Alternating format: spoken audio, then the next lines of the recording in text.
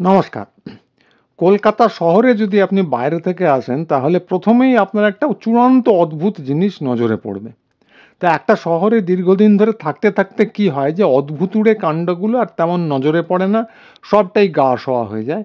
কিন্তু যদি কখনো আপনি সেখানে বাইরে থেকে কিছুটা ঘুরে আসেন তাহলে ওই বিদঘুটে অদ্ভুত কিম্ভূত জিনিসগুলো আপনার নজরে পড়বে।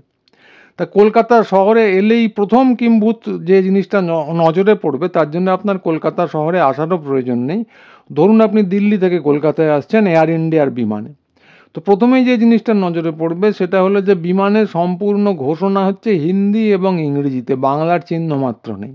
এটা অদ্ভুত কেন? আপনি যদি পৃথিবীর নানা জায়গায় গিয়ে থাকেন যে জানবেন যে কোনো জায়গার বা কোনো দেশের যদি বিমানে আপনি ওঠেন তাহলে সেই দেশ পর্যন্ত আপনাকে পৌঁছতে হয় না, ওই বিমানেই সেই দেশের সংস্কৃতির পরিচয় আপনি পাবেন, ওই দেশের ভাষার পরিচয় আপনি পাবেন। সেটা নানাভাবে ফুটিয়ে তোলার একটা প্রচেষ্টা, সচেতন প্রচেষ্টাও লক্ষ্য করা যায়।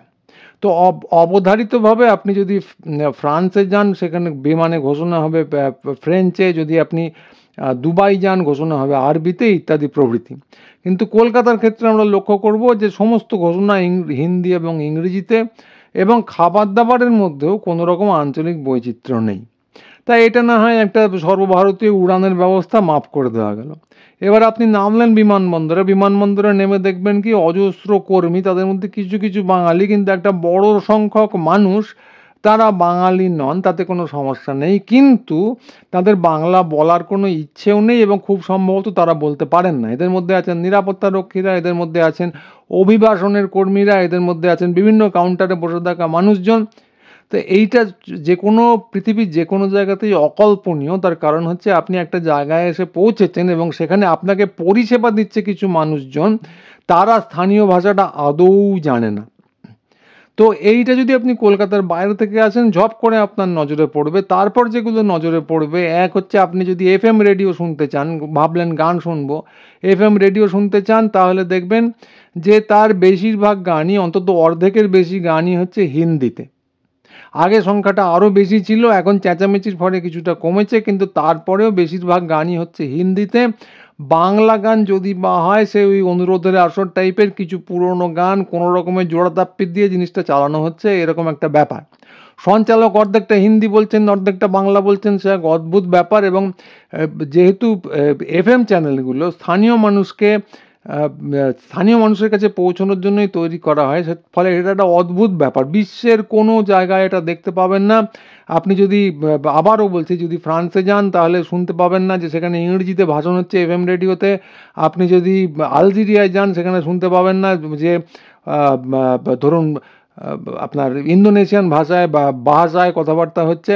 যেখানকার রেডিও, যেখানকার এফএম, সেইখানে স্থানীয় ভাষায় কথাবার্তা হয়। একমাত্র কলকাতা বা ভারতবর্ষের অন্যান্য শহর, আমি জানি না সেখানে কি হয়, এরা হচ্ছে ব্যতিক্রম। এরপর যদি আপনি ভাবেন টিভি দেখবেন, সে তো আরও কেলোর কীর্তি। টিভিতে যদি আপনি সিরিয়াল দেখবেন, ঈশ্বর না করুন আপনার সিরিয়াল দেখার ইচ্ছে যেন না হয়, তাহলে দেখবেন তার অর্ধেক গানই হচ্ছে হিন্দিতে, যেন বাংলা ভাষায় কেউ গান করতে পারেন না, এরকম একটা জিনিস পোর্ট্রে করার চেষ্টা করা হচ্ছে। এবং তারপর যদি আপনি পরিষেবা নিতে চান, দেখবেন ব্যাংকে বিভিন্ন জায়গায় আবারও অর্ধেক হিন্দিভাষী লোকজন বসে আছেন এবং তাদের বাংলা বলার কোনো ইচ্ছেই নেই। তারা বাংলা জানেন না, বলার কোনো ইচ্ছে নেই, পরিষেবা দিতে বসেছেন তারা, কিন্তু স্থানীয় ভাষাটা যে শিখে নেব সেটা তাদের দিক থেকে সেরকম কোনো আগ্রহ নেই, এবং তাদের কর্তৃপক্ষের দিক থেকেও সেরকম কোনো চাপ নেই। বরং বলা যায় যে হিন্দি ভাষাটাকেই যেন ওখানে প্রমোট করা হচ্ছে।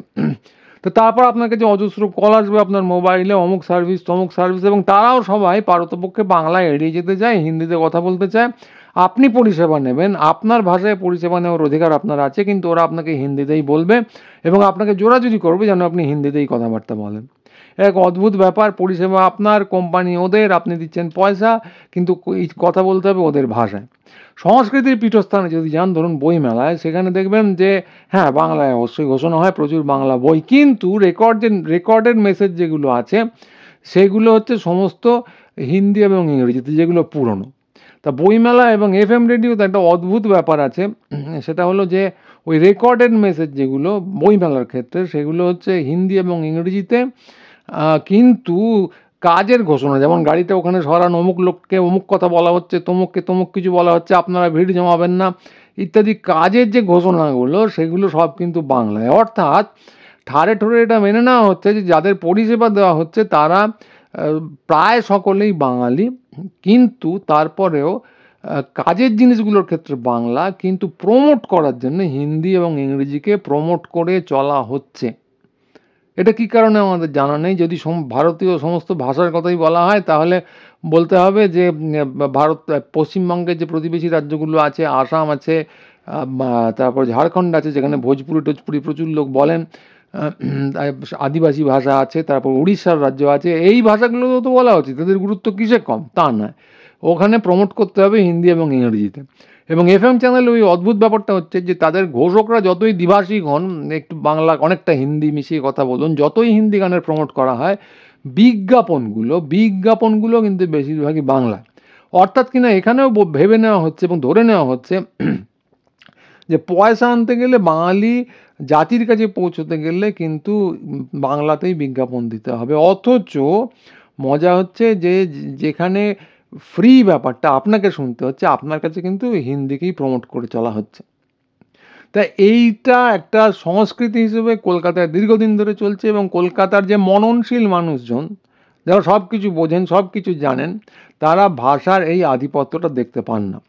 অথচ ভারতবর্ষের অন্যান্য জায়গায় দেখতে পাওয়া যাচ্ছে এগুলো, যে অন্যান্য জায়গার মানুষ এগুলো দেখতে পান। তো এই প্রসঙ্গে একটা জিনিস আমি মিস করে গেলাম, সেটা হচ্ছে ট্যাক্সি। আপনি যদি কলকাতা শহরে ট্যাক্সিতে ওঠেন এবং হিন্দি না জানেন, তো আপনার দুর্ভোগের চূড়ান্ত হবে কোনো না কোনো ক্ষেত্রে। কারণ প্রচুর ট্যাক্সি ড্রাইভার হিন্দিভাষী। এক নম্বর হচ্ছে তাদের একটা বড় অংশ বাংলা বলতে পারে না, কিন্তু তারা কিছু কিছু বাংলা বোঝে। তো এখানে আর ধরে নেওয়া হচ্ছে যে আপনি কিন্তু হিন্দিটা বুঝবেন, তারা আপনার বাংলা বুঝলো কি বুঝলো না বড় কথা, আপনি কিন্তু হিন্দিটা বুঝবেন, এটা বুঝতে পারবেন, এটা ধরে নেওয়া হচ্ছে। আর একটা অংশ আছে যারা হিন্দি ছাড়া কিছু বোঝেই না। তো যাই হোক, আপনি যদি হিন্দি ভাষাটা বুঝতে না পারেন তাহলে ট্যাক্সিতে যাতায়াত করা অসম্ভব। তো বিশ্বের কোনো শহরে আপনি এটা দেখতে পাবেন না।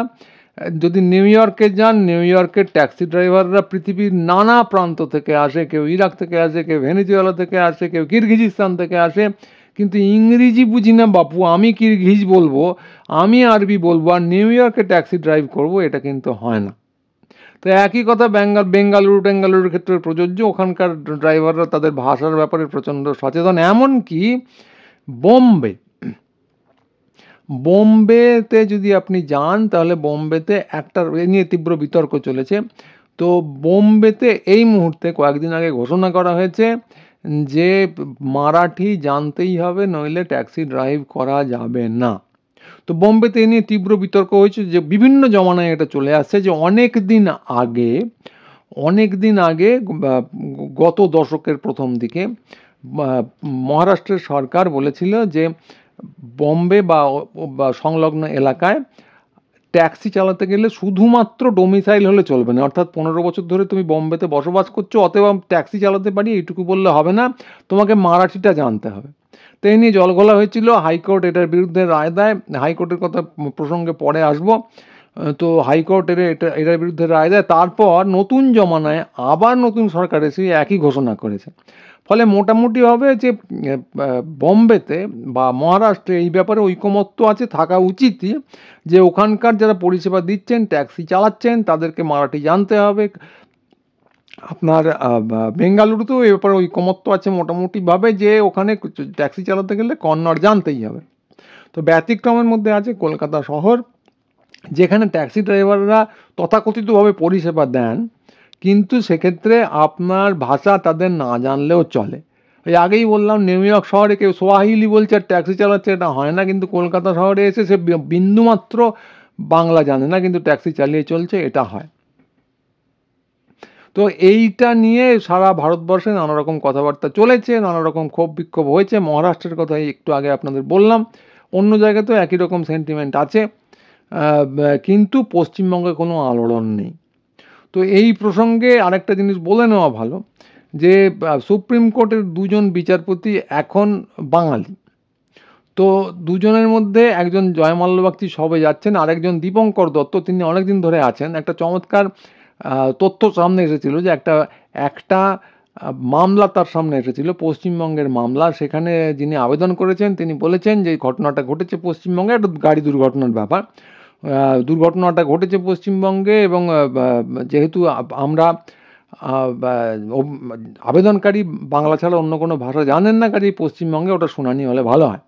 তো দীপঙ্কর দত্ত এটার এই আবেদনটা নাকচ করেন এবং জাজমেন্ট দিতে গিয়ে, রায় দিতে গিয়ে অবজারভেশনে বলেন যে ভারতবর্ষের অনেকগুলো সমমর্যাদা সম্পন্ন ভাষা আছে, কিন্তু হিন্দি হলো জাতীয় ভাষা, ন্যাশনাল ল্যাঙ্গুয়েজ শব্দটা উনি ব্যবহার করেছিলেন। হিন্দি হলো জাতীয় ভাষা, কাজেই সকলকে হিন্দি জানতেই হবে। বিশ্বাস না হলেও একজন বাঙালি বিচারক এটা সুপ্রিম কোর্টে বলেছিলেন। এর সেটা নিয়ে কোনো সন্দেহ নেই। এর পক্ষে নানা রকম রিপোর্ট বেরিয়েছে। রিপোর্টগুলো সব যদি ভাঁওতা হয় তাহলে আমি জানি না, কিন্তু এটা খবরের কাগজে বেরিয়েছিল। তো কথা হচ্ছে হাইকোর্টের রায়ের, সুপ্রিম কোর্টের রায়ের আইনি ব্যাখ্যা কী সে অন্য প্রসঙ্গ, কিন্তু কথা যেটা সেটা হচ্ছে, বলে নেওয়া ভালো, ওটা রায় সম্ভবত ছিল না, ওটা ছিল অবজারভেশনে, পর্যবেক্ষণের কতটা গুরুত্ব আছে সেটা অন্য আলোচনার বিষয়। কিন্তু কথাটা হচ্ছে যে বাঙালি মননে, উচ্চশিক্ষিত বাঙালি মননে এই ব্যাপারটা ঢুকে আছে যে আমাদের ভাষা কোনো ব্যাপার নয়, ভাষা উঠে গেলে যাক, যা খুশি হয় যাক, সংস্কৃতি চুলোয় যাক, আমাদের কিছু এসে যায় না। এটা যারা সোশ্যাল মিডিয়া, যারা দাপিয়ে বেড়ান, যারা মিডিয়ায় রাজত্ব করেন, যারা সর্বভারতীয়ভাবে বাঙালিকে রিপ্রেজেন্ট করেন আলোকিত অংশ হিসেবে, তাদের মাথার মধ্যে এটা ঢুকে আছে যে বাংলায় কিছু যায় আসে না, বাংলা উঠে গেলে যাক, হিন্দি হলো মোক্ষ, লক্ষ্য, আদর্শ ইত্যাদি। তো এইটার একটা সামাজিক, রাজনৈতিক, ঐতিহাসিক কারণ আছে, যেটা আমরা অন্য সময় আলোচনা করতে পারি। কিন্তু দুঃখজনকভাবে এইটা ঢুকে বসে আছে, এ নিয়ে কোনো সন্দেহ নেই। সেই জন্যে ভারতবর্ষের অন্যান্য জায়গায় ভূমি সন্তান সংরক্ষণ নিয়ে কথাবার্তা হয়, নাড়াচাড়া হয়, কিন্তু পশ্চিমবঙ্গে কিচ্ছু হয় না। বাঙালি বুদ্ধিজীবী যারা দাপিয়ে বেড়ান মিডিয়ায় এবং চিন্তনের অন্যান্য ক্ষেত্রে, অত্যন্ত দুঃখের সঙ্গে বলতে হচ্ছে, তাদের এ নিয়ে কোনো ধ্যান ধারণাই নেই। তো কথাটা হচ্ছে, এই ভিডিও শুনেও তারা বলবেন যে বাংলা উঠে গেলে যাবে, তাদের সমস্যাটা কী। ভাবতে খারাপ লাগে যে বাঙালি সীমানার এপারে ওপারে ভাষার জন্য অজস্র আন্দোলন করেছে, শিলচর থেকে শুরু করে বঙ্গবিহার সংযুক্তির বিরুদ্ধে আন্দোলন, মানভূমকে পশ্চিমবঙ্গে ফিরিয়ে নিয়ে আসার জন্য আন্দোলন, বাংলাদেশের দীর্ঘ আন্দোলন। 21শে ফেব্রুয়ারিতে আমরা সবাই ভাষা দিবস হিসেবে পালন করি। তো সেই বাঙালি উচ্চশিক্ষিতদের মধ্যে এটা নিয়ে আর কোনো সচেতনতার বোধ নেই, যদিও তারা নিজেদের শিক্ষিত এবং অত্যন্ত চিন্তাশীল বলে দাবি করেন। তো সে কেন করেন সে ব্যাখ্যা তারা দেবেন। কিন্তু কথা হচ্ছে যে ভাষা যদি উঠে যায় তাহলে কিন্তু মানে অর্থনৈতিক উন্নতি হওয়া অসম্ভব। কেন? আমি দুটো কারণ বলি। এক হচ্ছে, আপনাকে যারা পরিষেবা দিচ্ছে, সেটা ট্যাক্সি হতে পারে, ব্যাংক হতে পারে, ফোন করে হতে পারে, যে কোনো জায়গা থেকে হতে পারে, তারা যদি আপনাকে হিন্দিতে পরিষেবা দিয়ে চলে এবং দেওয়ার অধিকার তাদের দেওয়া হয়, তাহলে কি না আপনার রাজ্যের, আপনার ভাষার যে লোকজন, তাদের কর্মের অধিকার সংকুচিত হচ্ছে।